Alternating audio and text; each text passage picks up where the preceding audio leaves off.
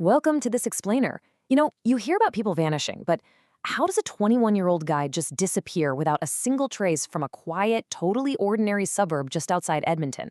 I mean, it's the kind of neighborhood where literally nothing ever happens. Until suddenly, it does. Today, we're going to meticulously map out the facts, the timelines, and the really messy, conflicting stories of a case that's kept a family desperately searching for the truth for over a decade. Imagine this, a freezing cold October night, a violently escalating argument inside a crowded house, and then a 21-year-old vanishes without a trace. Just nothing.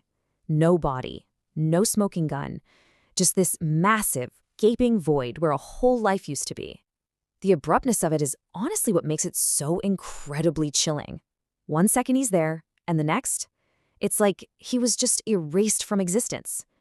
Okay, let's dive into this by looking at exactly who we're talking about. This is Dylan. He was 21 years old, really just trying to build a normal life for himself. He'd recently moved away from his hometown looking for a fresh start, holding down a regular job, just trying to settle into adulthood. He was living with 2 older cousins. And when you look at how his friends and family described him, funny, kind, super easygoing, and above all, reliable, you quickly realize he is the absolute last person you'd expect to just walk away from his life without a word. It was completely 100% out of character. Now, to understand how things went so wrong, we really have to look at the environment he was in. At first glance, life inside that small rental house seemed pretty standard. But as anyone who's lived with roommates knows, things can simmer beneath the surface. You've got those minor annoyances, personal frustrations, financial stress, kind of slowly building up. It's like a pot of water left on the stove. And that gradual buildup of pressure finally reached a massive breaking point over Thanksgiving weekend in October of 2008. And that actually brings us to a really important number, 6. See, Dylan had been feeling a bit homesick, so another cousin came down to stay for a few days, to hang out and bring a little comfort into the house. But instead of relaxing, it honestly just created a total pressure cooker environment. By late that night, there were 6 people packed into this small rental house. You had Dylan, the visiting cousin, the 2 brothers he lived with, and one of their girlfriends. 6 adults, super late at night, with tensions already running dangerously high. Sometime right after midnight, that pressure cooker completely exploded. The escalation was just rapid, chaotic. Based on later statements, one of Dylan's cousins came home and basically confronted him right away. No one knows exactly what was said, but within seconds, it turned physical.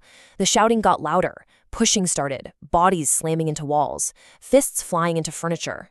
What started as just a family disagreement totally spiraled into absolute chaos.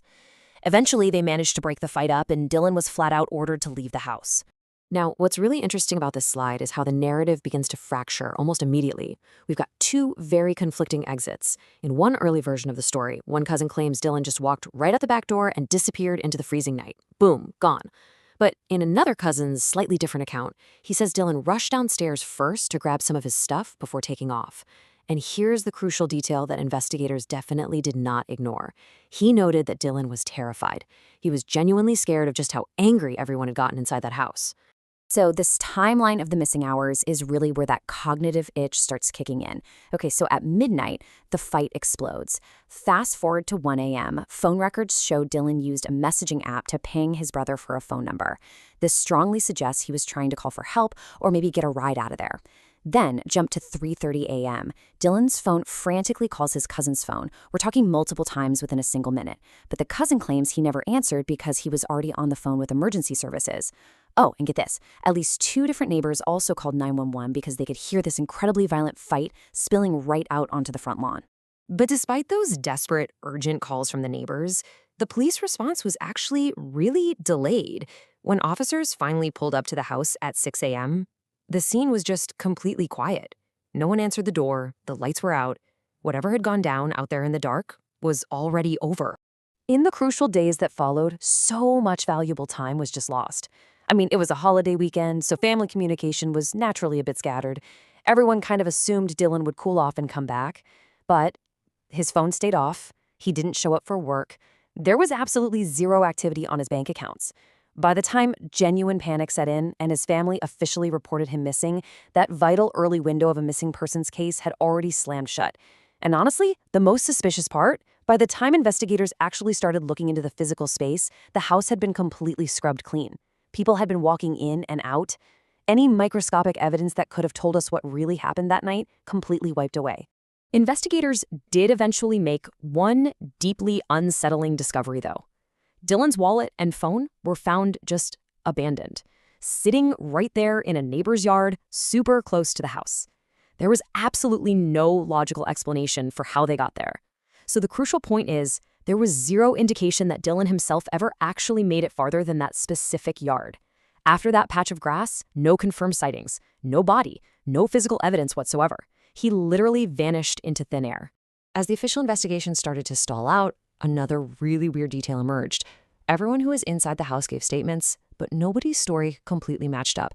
Timelines were fuzzy. Details kept shifting around. And importantly, no one present that night agreed to take a polygraph test.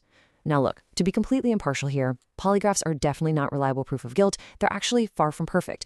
But as you can imagine, in the court of public opinion, those refusals really deepened the suspicion that somebody inside that house was hiding the full truth. 9. Just think about that number. For 9 agonizing years, this case basically sat in the cold case files. For nearly a decade, Dylan's family was out there desperately searching for any scrap of an answer. They printed thousands of missing person posters, they organized vigils, they constantly badgered investigators, they absolutely refused to let Dylan's case fade from the public memory, all while fighting against this massive, impenetrable wall of silence. But then, in 2017, the case hit a massive turning point. Investigators pulled the file, looked at it with fresh eyes, and officially reclassified Dylan's disappearance as a homicide investigation. And this brilliantly illustrates a huge shift in the narrative. It was the authorities publicly, officially admitting that the circumstances were highly suspicious. One investigator even came right out and said he firmly believes someone connected to the case had lied, not just to the police, but quite possibly to their very own family members. Let's move to and see how this builds when we start systematically eliminating the standard disappearance theories. The picture gets really dark, really fast. Did he just wander off, get confused, and freeze to death? Well, extensive searches of this densely populated residential area turned up no clothing, no footprints, zero remains. Okay, what about a random stranger attack? Again, police found absolutely no evidence of any external threat. The physical facts just do not support the common theories. Which kind of traps us with a much, much more disturbing logic. Whatever happened to Dylan likely never left that property. It all funnels down toward one terrifying possibility. When you stack up those frantic 911 calls, the conflicting exit stories, the totally scrubbed house, and the absolute lack of any trace out in the world, it leaves us confronting Canada's most chilling unsolved mystery. And it leaves us with one final, haunting question that someone, somewhere, definitely has the answer to. Did Dylan really walk out of that house alive? Or did the truth never leave that property at all?